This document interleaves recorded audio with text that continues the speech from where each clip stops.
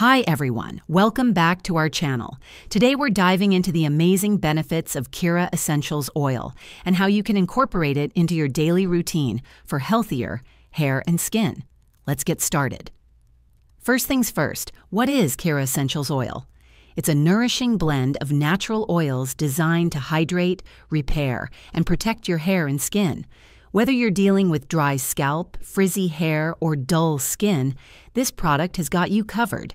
Step 1. Start by cleansing your hair or washing your face to remove dirt and impurities. Pat dry gently but leave some dampness. It helps the oil absorb better. Step 2.